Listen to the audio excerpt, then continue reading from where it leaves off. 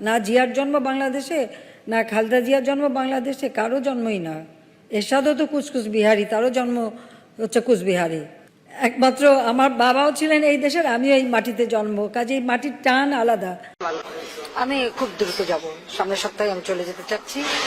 আমার আর আসলে দেরি করার একটু ইচ্ছা নাই। আওয়ামী লীগ পালায় না, বিএনপি নেতাদের কটাক্ষ করে পালানোর সংস্কৃতি নিয়ে বিদ্রূপ করতেন।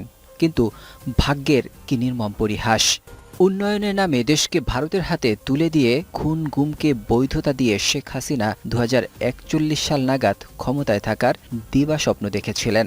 গণঅভ্যুত্থানে ক্ষমতাচ্যুত হয়ে দেশ ছেড়ে নিজেই পালাতে বাধ্য হয়েছেন।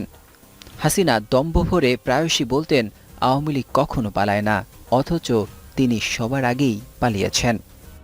ভারতে আশ্রয় নেয়া হাসিনার মূল পরিকল্পনা ছিল লন্ডনে রাজনৈতিক আশ্রয় নেয়া, কিন্তু শেষ পর্যন্ত ব্রিটেন সহ একাধিক দেশ তার আবেদন প্রত্যাখ্যান করে। ফলে নরেন্দ্র মোদী সরকার বাধ্য হয়ে তাকে অতিথি হিসেবে ভারতে আশ্রয় দিয়েছেন। পালিয়ে গিয়েও তাকে পোহাতে হয় নানা ঝামেলা।